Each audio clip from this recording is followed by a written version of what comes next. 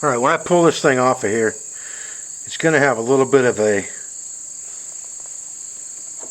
bevel on the back side probably. I'll just knock that off real quick. And it should be fairly sharp. Again, I don't need it to be perfectly sharp, but I need to make sure that all the material that needs to be removed has been removed. Now we're going to try to get our final bend that we want in the piece. And that bend is probably, or was probably, personal preference more than anything else, but we want that bend to go toward the bevel. Heat that up a little bit more.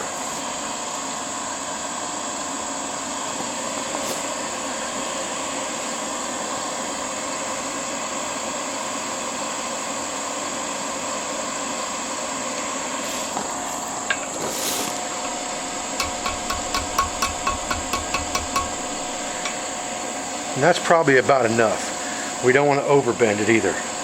And now we're going to heat treat it.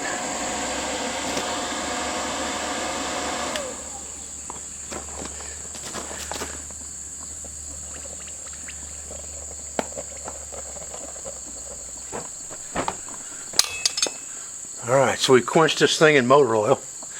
Use motor oil because that's what I had. I could use vegetable oil or anything else, but motor oil is what I had, so that's what I'm using. When we pull it out of here, it's still going to be fairly hard. So we're going to have to temper it, which means we're going to have to bring the heat back a little bit.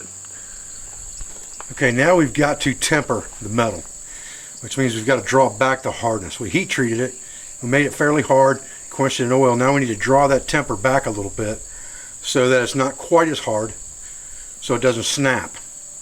So we're just going to put it on warm coals. I'm going to close the lid of this forge down a little bit, keep an eye on the color. And what I'm really looking for is I'm looking for the blade, and I've got the sharpest part of the blade up. And I'm looking for a straw yellow color to creep into that blade, and then I'm going to pull it off of there and quench it in oil again. The good thing about filming this is I can actually watch the color better on the camera than I can see it with my naked eye by zooming in.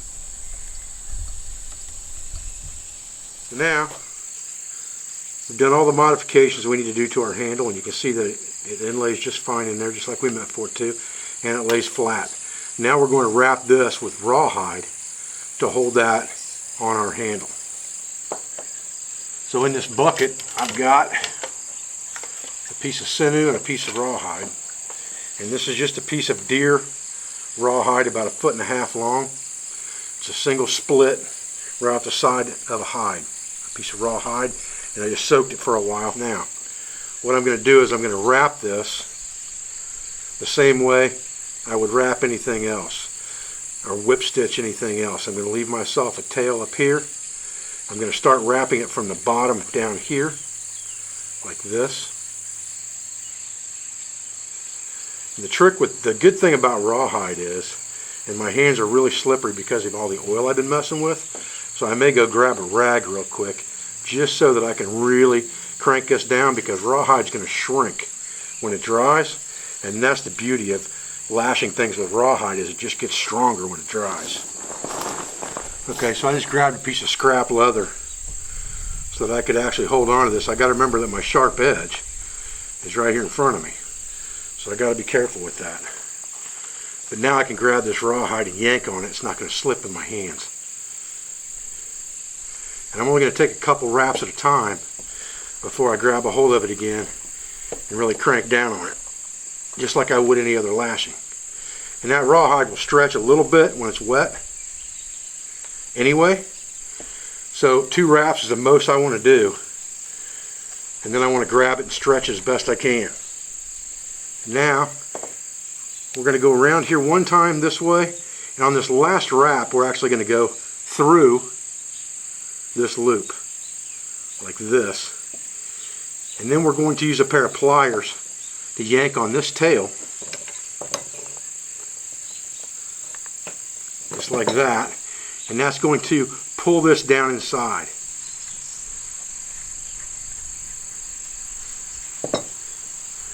Now let's dress all of this up really good like this and see where we're at.